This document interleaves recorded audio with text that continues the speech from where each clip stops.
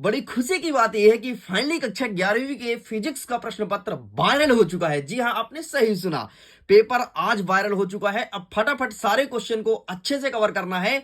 मैं क्या करूंगा, इस वीडियो में प्रश्न क्रमांक 1 से लेकर के 20 तक का संपूर्ण प्रश्न का उत्तर बताने वाला हूं।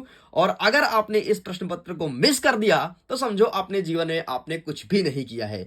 देख लो भाई साहब, आपका प्रश्न पत्र पूरा का पूरा वायरल हो चुका है और इस प्रश्न पत्र का मैं प्रिंट भी निकाल लिया हूं। अब तुम्हारे सामने एक एक चीज को बहुत अच्छे से कवर करने वाले हैं। मैं सोचा कि सबसे पहले आपको खुशखबरी दे देता हूं, गुड न्यूज सुना देता हूं कि भाई साहब फिजिक्स का प्रश्न पत्र वायरल हो चुका है। अब ये सभी जिला सभी स्कूल के बच्चों के लिए बहुत ज्यादा इंपॉर्टेंट है। तो चलिए फटाफट हम इसे साइड करते हैं एंड फाइनली इस प्रकार से आपका पेपर रहने वाला है। तो चलिए फटाफट इसके पेज को ओपन करते हैं और देखते हैं कौन कौन से क्वेश्चन वायरल हुए हैं और कौन कौन से क्वेश्चन हमें अच्छे से करके जाना है। हमारा प्रश्न क्रमांक 1 कह रहा है कि सही विकल्प चुनकर के लिखो। मैं फिर से बोलूंगा, सारे प्रश्न को बेहतरीन ढंग से प्रिपेयर कर लेना। पूरा का पूरा प्रश्न पत्र आपको सॉल्व कराने वाले हैं, जो कि वायरल प्रश्न है, वायरल, और बहुत ज्यादा चांसेस है कि आपके एग्जाम में देखने को मिले, क्योंकि इसके पहले भी कुछ प्रश्न वायरल हुआ है और जो प्रश्न वायरल हुआ था वही प्रश्न आपके एग्जाम में देखने को मिला था। हमारा प्रश्न नंबर 1 कह रहा है कि सही विकल्प चुनकर के लिखो। पहला नंबर कहता है निम्नलिखित में से किस युग्म की विमाएं समान होती है। यहां पर पूछा है तो बल एवं शक्ति, दाब एवं प्रतिबल, या फिर प्रतिबल एवं विकृति, या फिर दाब एवं चाल। तो इसका सही आंसर लिखेंगे ऑप्शन नंबर बी, दाब एवं प्रतिबल इस करेक्ट आंसर। और आपको पता है अभी थोड़ी देर बाद देखना, यही प्रश्न पत्र आपको कई प्रकार के यूट्यूब चैनल में देखने को मिलेगा एंड सब इसका आंसर बता रहे होंगे। तो सबसे पहले तुम देखो कि कौन सा प्रश्न पत्र वायरल हुआ है। हमारा दूसरा नंबर कहता है कि एक कार एक शहर से दूसरे शहर तक 50 किलोमीटर प्रति घंटे की चाल से जाती है तथा 60 किलोमीटर प्रति घंटे की चाल से वापस आती है, तो कार की औसत चाल क्या होगी। तो इसका सही आंसर निकल करके आया है ऑप्शन नंबर डी, 54.5 किलोमीटर प्रति घंटा। आगे बढ़ते हैं। कोई पिंड जो विरामावस्था में है, यह अचर त्वरण से एक विमीय गति करता है, इसको किसी समय पर दी गई शक्ति अनुक्रमानुपाती है। तो इसका सही आंसर क्या होगा। तो इसका सही आंसर आपको लिखना है ऑप्शन नंबर सी, टी के पावर में 3/2 आपका सही उत्तर हो जाएगा। नेक्स्ट कह रहा है एक व्यक्ति अपनी यात्रा आधी दूरी v1 चाल से तथा शेष आधी दूरी v2 चाल से करता है, तो उसकी औसत चाल क्या होगी। तो इसका औसत चाल निकल के आया है आपका ऑप्शन नंबर, यहां पर हो जाएगा option number C is correct answer. आगे बढ़ते हैं। नेक्स्ट कहता है 5वां नंबर, यदि किसी वस्तु को ऊर्ध्वाधर ऊपर की ओर फेंका जाता है तो उसके उड्डयन काल होगा, उसका उड्डयन काल क्या हो जाएगा, ये प्रश्न पूछा गया है। तो इसका सही आंसर लगाएंगे ऑप्शन नंबर बी, 2u/g ये हो जाएगा। नेक्स्ट कहता है कि पृथ्वी की सतह से पलायन वेग का मान पिंड के द्रव्यमान m पर किस प्रकार निर्भर करती है। तो इसका सही आंसर लगाना है आपको option number A is correct answer. इस प्रकार से हमने कवर अप कर लिया। सेम क्वेश्चन इंग्लिश में अवेलेबल है। अगर आप इंग्लिश मीडियम के स्टूडेंट हैं तो सारे क्वेश्चन को बेहतरीन ढंग से इंग्लिश में देख सकते हैं। चलो नेक्स्ट आगे बढ़ते हैं, नेक्स्ट क्वेश्चन को कवर अप करते हैं। हमारा प्रश्न क्रमांक 2 कह रहा है कि उचित शब्द द्वारा रिक्त स्थान की पूर्ति करना है। पहला नंबर कहता है कि 3i और 4j कैपा की दिशा में एकांक सदिश होगा। तो इसका सही आंसर आप दीजिए हमें कमेंट सेक्शन में, हम देखते हैं कि आपको कितना प्रिपेयर हो आप अपने एग्जाम के लिए। नेक्स्ट हमारा दूसरा नंबर कहता है कि किसी पिंड के डैश डैश परिवर्तन की दर उस पर आरोपित बल के अनुक्रमानुपाती होता है। तो यहां पर आपको लिखना है संवेग। क्या लिखेंगे, संवेग। और फटाफट सारे क्वेश्चन को अच्छे से प्रिपेयर कर लो क्योंकि यह प्रश्न पत्र अभी अभी वायरल हुआ है। नेक्स्ट हमारा तीसरा नंबर कहता है कि बल का आवेग बराबर डैश डैश में परिवर्तन, तो बल का आवेग बराबर संवेग में परिवर्तन होता है। तो यहां पर भी आपको संवेग कर देना है, संवेग, ठीक है। नेक्स्ट कहता है कि किसी रोलर को खींचने की अपेक्षा धकेलना डैश डैश होता है, तो किसी रोलर को खींचने की अपेक्षा धकेलना होता है कठिन। नेक्स्ट लिखना है यदि किसी कॉर्न इंजन को 100 डिग्री सेल्सियस एवं 0 डिग्री सेल्सियस के मध्य कार्य कराया जाता है तो उसकी दक्षता कितने % होगी। तो उसकी दक्षता होगी 26.8%। नेक्स्ट कह रहा है 6वां नंबर, डैश डैश प्रसार प्रक्रम में शीतलन होता है। तो यहां पर आपको लिखना है जूल। क्या लिखोगे, जूल, और आगे लिखेंगे थॉमसन, ठीक, थॉमसन। जूल थॉमसन में आपका प्रसार प्रक्रम में शीतलन होता है। आगे देख लो, सेम क्वेश्चन इंग्लिश में अवेलेबल है। अब हम आगे बढ़ते हैं प्रश्न क्रमांक 3, जिसमें कह रहा है कि सही जोड़ी मिलाइए। सही जोड़ी में एक साइड दिया है खंड आ, दूसरे दिया है बा, और आपको सही उत्तर मिलाना है। सबसे पहले कहता है बायल का नियम। तो बायल का नियम हो जाएगा आपका ऑप्शन नंबर 1 इस करेक्ट आंसर। ठीक है, ये इसका आमने सामने दिया गया, यही हो जाएगा पहले का। दूसरा नंबर कहता है आपका चार्ल्स का नियम, तो चार्ल्स का नियम हो जाएगा V/T बराबर नियतांक, ये हो जाएगा आपके दूसरे का। नेक्स्ट कहता है दाव का नियम, तो इसका सही आंसर लिखना है PV बराबर नियतांक, तो ये हो जाएगा आपके तीसरे का। नेक्स्ट कहता है आदर्श गैस समीकरण, तो आदर्श गैस समीकरण आपका होता है PV बराबर NRT, तो ये हो जाएगा आपके चौथे का। नेक्स्ट क्या कहता है कि मेयर का संबंध, तो इसका सही आंसर हो जाएगा आपका सिंपल सा C नंबर, क्या हो जाएगा CP - CV/R, ये हो जाएगा आपके पांचवे का।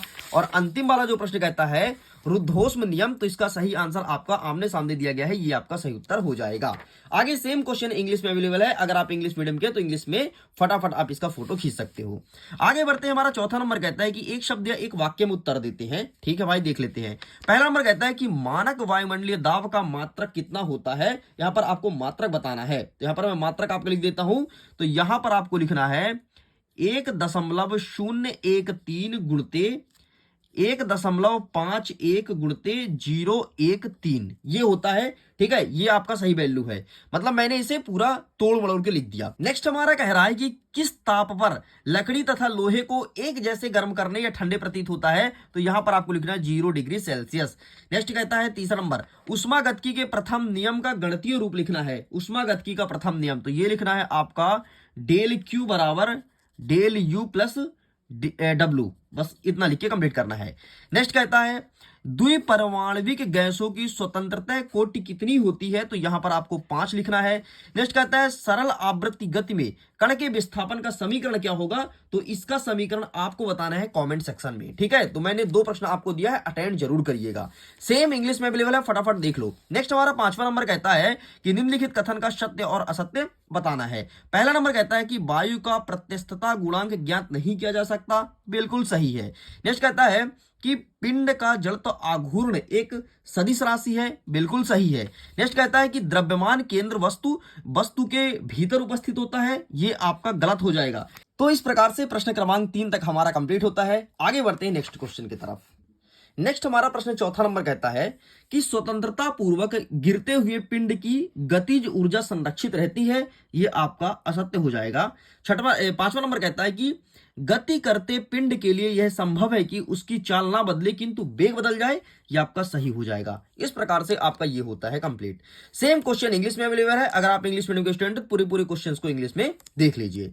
आगे बढ़ते हैं, अब हम कवर करेंगे प्रश्न क्रमांक 6 से लेकर के 20 तक। मैं आपसे यही अनुरोध करूंगा, अपना कमर कस के रखिएगा और जितने क्वेश्चन वायरल हैं सारे क्वेश्चन को बहुत अच्छे से कर लेना, क्योंकि 100% गारंटी के साथ कहता हूं, डंके के चोट से कहता हूं, यहां से क्वेश्चन आपके एग्जाम में देखने को मिलेगा। तो चलो अब कमर कस लो और प्रश्न हम आगे 6 से लेकर के और 20 तक का अथवा सहित आंसर को कवर करने वाले हैं।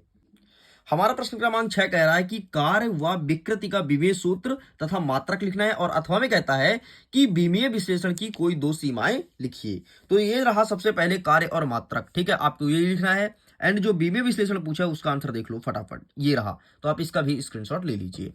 साइड करते हैं। नेक्स्ट कह रहा है प्रश्न क्रमांक 7 कि त्वरण की परिभाषा लिखिए तथा इसका मात्रक बताओ, और अथवा में कहता है कि न्यूटन के गति का द्वितीय नियम लिखना है कि न्यूटन के गति का द्वितीय नियम क्या है। तो ये रहा सबसे पहले आपके सामने त्वरण का उत्तर, आप इसका स्क्रीनशॉट ले लो। एंड आगे बढ़ते हैं, जो नेक्स्ट पूछा गया है न्यूटन के गति का द्वितीय नियम, ये रहा है आपके सामने, टेक अ स्क्रीनशॉट। एंड आगे बढ़ते हैं, ये रहा, बस इतना लिख के आपको कंप्लीट करना है। मैं इसका क्वेश्चन पेपर विथ PDF, ध्यान सुन लो, आपका क्वेश्चन पेपर विथ सॉल्यूशन मतलब आंसर का PDF लिंक दिया है डिस्क्रिप्शन बॉक्स में, जाकर के आप डाउनलोड आसानी से कर सकते हैं। नेक्स्ट हमारा 8वां नंबर कहता है कि कार्य ऊर्जा प्रमेय लिखो। एंड अथवा में कहता है कि क्रिकेट में खिलाड़ी कैच लेते समय अपने हाथ को पीछे की ओर क्यों खींचता है, ऐसा क्या रीजन है। तो ये रहा आपके सामने इसका आंसर। सबसे पहले देखो आप कार्य ऊर्जा प्रमेय, ठीक है, फटाफट देख लो, ये इतना लिखना है। अब क्रिकेट में जो खिलाड़ी होता है अपना हाथ पीछे की ओर क्यों खींचता है, ये रहा इसका आंसर, इसका भी स्क्रीनशॉट ले लो। चलो आगे बढ़ते हैं नेक्स्ट क्वेश्चन की तरफ। नेक्स्ट हमारा कह रहा है प्रश्न क्रमांक 9 कि संवेग संरक्षण का नियम क्या है, और अथवा में कहता है कि आवेग क्या है, इसका SI मात्रक लिखिए। तो आइए मैं दिखा देता हूं। सबसे पहले आपको संवेग संरक्षण, ये रहा है आपके सामने संवेग संरक्षण, आप इसका बाकायदे फोटो खींच लो, ठीक है, ये रहा। एंड नेक्स्ट क्या कहता है, आवेग ना, तो ये रहा आपके सामने आवेग, तो आप इसका भी फोटो क्लिक कर लीजिए। आगे बढ़ते हैं, नेक्स्ट हमारा 10वां नंबर कहता है कि स्मॉल जी और कैपिटल जी में क्या अंतर है, डिफरेंस लिखना है। और अथवा कहता है कि चंद्रमा पर वायुमंडल क्यों नहीं होता है, ऐसा क्या रीजन है कि चंद्रमा पर वायुमंडल नहीं है। ये रहा सबसे पहले आपके सामने अंतर। एंड आगे बढ़ते हैं, ये रहा वायुमंडल वाला। ठीक, एक सेकंड, यही प्रश्न पूछा था, ये रहा, बस फोटो खींच लो। आगे बढ़ते हैं, नेक्स्ट कहता है प्रश्न क्रमांक 11 कि उष्मागतिकी का प्रथम नियम बताना है। और अथवा में कहता है कि तापमान के सेल्सियस एवं फ़ारेनहाइट पैमाने में संबंध लिखिए, ये चीज पूछा गया है। तो सबसे पहले ऊपर वाला देखेंगे, ये रहा आपके सामने उष्मागतिकी का नियम, इसका फोटो खींच लो। एंड नेक्स्ट जो कहता है आपके सामने, ये रहा, ठीक है, संबंध। तो संबंध देखो ध्यान से, बस इतना तुम्हें लिखना है। आगे बढ़ते हैं, 12 नंबर कहता है कि गैसों की अणुगतिक सिद्धांत के आधार पर दाब का सूत्र बताना है। और अथवा में कहता है कि समतापी प्रक्रम और रुद्धोष्म प्रक्रम में कोई दो अंतर बताइए। तो ये रहा आपके सामने गैसों के समताप संबंधी। ठीक है, सबसे पहले आप देख लो अणुगतिक सिद्धांत। अणुगतिक सिद्धांत जो पूछा है आपका 12 नंबर, ठीक है, पहले ये लिखना है।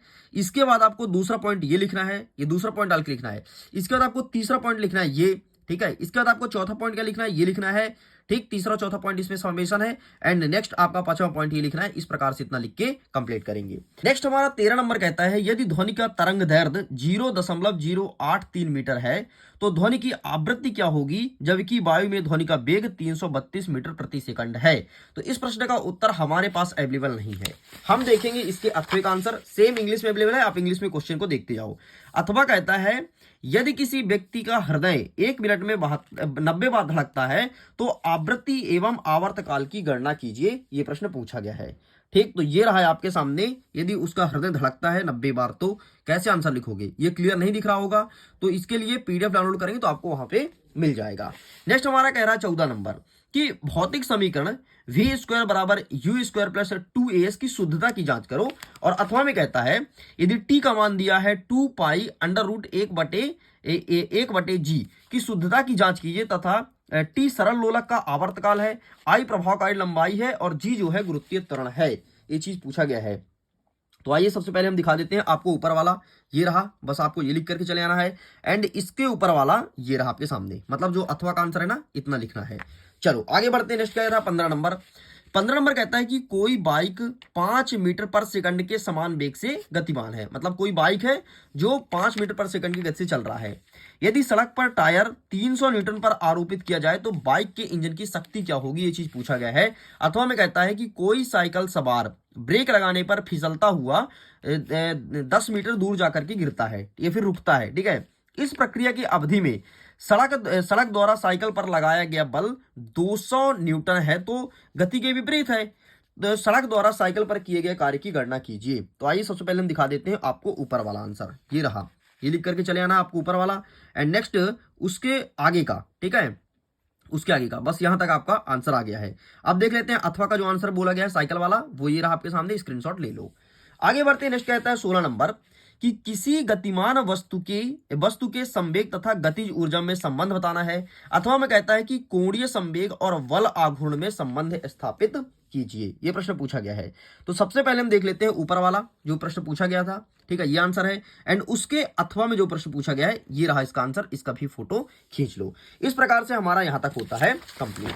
चलिए स्टूडेंट्स आगे के क्वेश्चन को देखते हैं। प्रश्न क्रमांक 17 कह रहा है कि रबर व स्टील में कौन सा अधिक प्रत्यस्थ है, एक गणितीय सूत्र द्वारा सिद्ध करना है। और अथवा में कहता है कि धारा रेखा प्रवाह तथा क्षुद्र प्रवाह में कोई 4 अंतर बताइए। समय कम है, फटाफट सारे क्वेश्चन को अच्छे से प्रिपेयर कर लेना और पीडीएफ को डाउनलोड जरूर करना, लिंक डिस्क्रिप्शन बॉक्स में दिया गया है, ठीक है। तो ये रहा आपके सामने, please take a screenshot. And next देख लेते हैं अथवा वाला, ये रहा आपके सामने, आप इसका फोटो खींच लो। आगे बढ़ते हैं, नेक्स्ट कहता है 18 नंबर कि बर्नौली का प्रमेय तथा बर्नौली के सिद्धांत और इसे स्थापित करना है और अनुप्रस्थ और अनुदैर्ध्य तरंग के बीच कोई 4 अंतर बताना है। तो सबसे पहले हम देखते हैं आपके सामने बर्नौली का प्रमेय, ठीक है, ये रहा है आपके सामने बर्नौली का प्रमेय। तो आपको बढ़िया पूरा प्रमेय का स्क्रीनशॉट ले लो, इतना लिख करके चले आना है। नेक्स्ट क्या कहता है, अंतर पूछा है ना अनुदैर्ध्य और अनुप्रस्थ में, तो ये रहा आपके सामने अंतर, बस ये अंतर आपको लिख देना है। आगे बढ़ते हैं, 19 नंबर कहता है कि प्रक्षेप गति किसे कहते हैं। पृथ्वी सतह से क्षैतिज से किसी कोण पर फेंके गए प्रक्षेप के लिए उड्डयन काल प्राप्त अधिकतम ऊंचाई एवं क्षैतिज पारस के लिए सूत्र स्थापित करो। अथवा में कहता है कि कृत्रिम उपग्रह की कक्षीय चाल एवं परिक्रमण काल के लिए व्यंजक स्थापित कीजिए, ये पूछा गया है 19 नंबर में। तो हम सबसे पहले देख लेते हैं आपका ऊपर वाला, ये रहा, आप इसका आंसर का स्क्रीनशॉट ले लो फटाफट।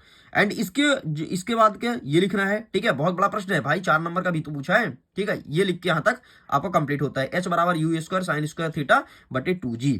एंड इसके अथवा में जो प्रश्न पूछा गया अथवा वाला आंसर ये रहा, ठीक। तो आप इसका स्क्रीनशॉट ले लीजिए, ये रहा कंप्लीट। आगे बढ़ते हैं, 20वां नंबर कहता है कि सरल लोलक किसे कहते हैं, इसके आवर्तकाल का सूत्र स्थापित करना है। और अथवा में कहता है कि केपलर के नियमों से न्यूटन के गुरुत्वाकर्षण के नियम की व्याख्या कीजिए। तो आइए फटाफट देख लेते हैं इसका भी आंसर। तो ये रहा है आपके सामने ऊपर वाला, एंड ये रहा है आपके सामने अथवा वाला। तो इस प्रकार से मेरे प्रिय स्टूडेंट पूरा का पूरा मैं सब कुछ कंप्लीट कर दिया हूं। अब कुछ और नहीं पढ़ना है कि अगर इतना आप पूरा का पूरा अच्छे से प्रिपेयर करके चले जाते हैं तो डेफिनेटली अपने स्कूल में बहुत अच्छे नंबर से टॉप करने वाले हैं। देख लो पूरे के पूरे प्रश्न पत्र को हमारे द्वारा सॉल्व करा दिया गया है। So thanks for watching. खुश रहिए, पढ़ते रहिए, मुस्कुराते रहिए, सारे क्वेश्चन को अच्छे से प्रिपेयर कर लें क्योंकि वायरल है और 1000% आपके एग्जाम में देखने को मिलेगा। Thank you.